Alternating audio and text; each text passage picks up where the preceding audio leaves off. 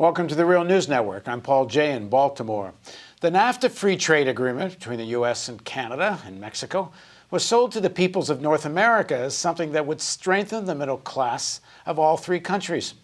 Instead, it helped create squalid, low-wage industrial zones in Mexico and devastated much of the manufacturing sector in states like Ohio, Michigan, Pennsylvania, and New York. It made U.S. companies rich, taking advantage of the lower wages, both in Mexico, and the pressure those low wages put on American wages. It cost jobs in the U.S. and failed to raise living standards in Mexico. Trump is mostly right that for American workers, NAFTA has in many key industrial sectors been a disaster. But what about his solutions? His major proposal is to erect a tariff wall to go along with his physical wall along the border.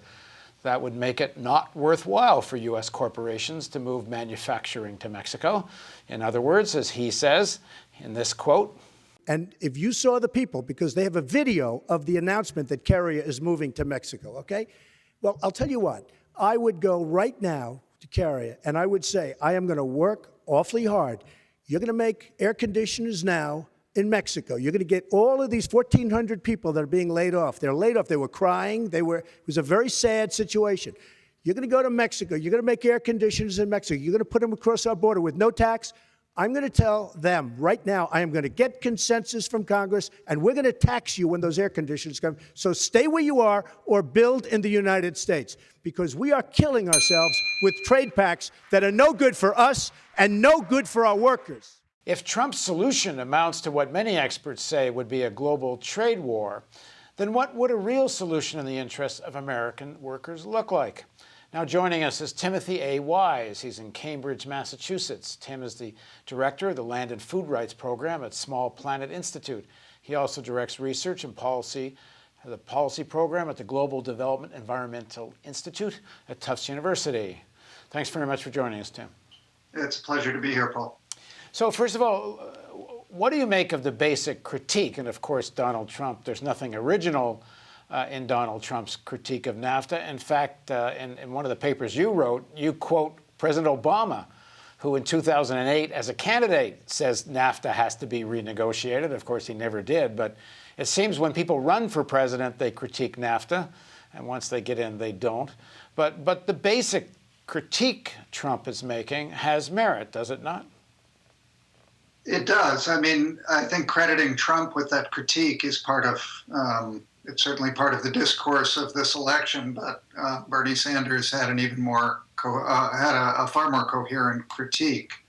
And it's entirely justified. We've seen, in part because of such trade agreements, that, that working class incomes have stagnated or deteriorated, while multinational firms have seen record profits with rising productivity that has not been shared with workers on this side of the border or on our northern or southern borders either. So the critique I think people have heard, whether it was Sanders or Trump, and frankly, many trade unions and others. But then what is the solution? The idea of protectionism, what other choice do American workers have than some kind of protectionism to prevent this happening further and try to rebuild some of the industrial sector in some of these states where it has been so weakened? Well, the use of Donald Trump's use of this idea of some sort of a blanket tariff on Mexican or Chinese products is ludicrous, and I don't think anyone gives it any serious credibility at all. You don't slap you don't slap across the board tariffs on products. To the extent that tariffs have any important role in restoring U.S. competitiveness or U.S. jobs, it would be very selective. It would be specific to industries, and it would be part of a much larger set of policies that some refer to as managed trade. So that includes a lot of other measures that relate much more to kind of rebalancing releveling the playing field between workers and capital, between workers and multinational firms. The agreements now heavily favor multinational firms and drive down wages and working conditions and reduce the number of jobs for workers on either side of the border. I mean, one of the critiques of NAFTA back in the time it was being negotiated and since is that if you're going to have free movement of capital, if you're going to have free movement of being able to move manufacturing as one pleases, and then sell the products back into the country that the manufacturing moved from, then the only just thing is to also have free movement of peoples. That if you don't have free movement of peoples, as you did in the European Union, that you're going to always maintain this crazy wage disparity. And so it's a drive to the bottom in wages, which of course is the design of the current NAFTA, because it was driven by corporations who have done very well out of all this. The problem for Donald Trump in this is that his policy is exactly the opposite, to build this great wall and in theory try to stop people from coming up, which will continue this wage disparity, and not only by forcing wages in Mexico to stay where they are, but it also continues this pressure of people that are in the country who are undocumented, working for slave-like wages because they're afraid to get organized into unions.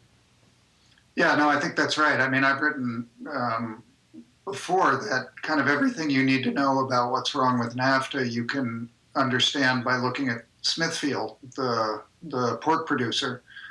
Smithfield took advantage of massive reductions in obstacles in Mexico to incentives, and thereby moved a lot of its slaughterhouse operations to Mexico.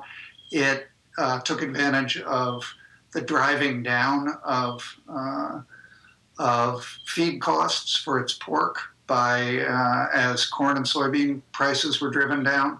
It took advantage of lowering its cost of production and making the pork it was exporting to Mexico even cheaper. It used those same reduction in tariffs on that imported feed to cut its production costs in its Mexican plants, putting both corn farmers out of business in Mexico and pork producers out of business in Mexico. And the people who lost their jobs on their farms, where did they go? There weren't jobs being created in Mexico. They were being created in, guess where? North Carolina, in Smithfield plants. So undocumented workers flow into North Carolina as a low-wage, easily exploited, undocumented workforce, and undermine union efforts in places like the Tar Heel plant in North Carolina, where miraculously they united to form a union anyway. I mean, the other thing that's contradictory or hypocritical about Trump is that the fundamental fight here is, do we as a society, as an economy, want higher wages, or do we want lower wages? And obviously big corporations on the whole, there may be the odd exception, but generally speaking, corporations want lower wages here, and they use free trade to get there. And Trump clearly defends profit as the supreme objective. So you can't have both. You can't defend profit as the supreme objective and then say you're going to defend the wages of American workers. Well, it's the classic sort of trickle-down argument that what's good for corporations is good for workers. And the way that theory works, and doesn't work at all in practice, is that you free businesses from taxes, regulations, and all the rest. And as Donald Trump likes to claim, you're going to create huge new industries and jobs. And so it's going to create jobs. And of course, it doesn't work that way. Well, it's not like capital is short of capital, that they need more money to invest. The biggest problem right now is they don't know what to do with the money. They have so much of it. No, that's right. And that's why they speculate. I think the more far-reaching proposals coming from labor organizations and others are recognizing that that, particularly since the financial crisis, that it's a crisis of demand that is related to the declining buying power of workers. So the long-term solution to regenerating dynamic economic growth and improved livelihoods, improved standards of living, is to rebalance that, to raise standards of living by raising wages, by creating more jobs and better jobs, and the resulting demand will be what drives the economy, not export markets that multinational firms can bid down wages in their host countries. I mean, we should first of all make it clear that Hillary Clinton won't even critique NAFTA and recognize it's been such a disaster for working people. Obviously, her husband passed it when he was president. So she shouldn't get a pass here, because at least Trump, even if it's for hypocritical reasons or whatever, populist nonsense reasons, at least he's critiquing NAFTA. Clinton's not even doing that. But there is something in Trump's proposal, at least it raises a serious question. Does there not have to be some kind of protectionism for American workers? I know there's an argument which says, and it's a good argument, that American unions should be far more proactive in helping Mexican workers get organized into unions, whether it's funding Mexican unions or, perhaps in other ways. But all that being said, don't American workers have a right to have their jobs protected? And how else do you do that if with at least some kind of selective trade tariff?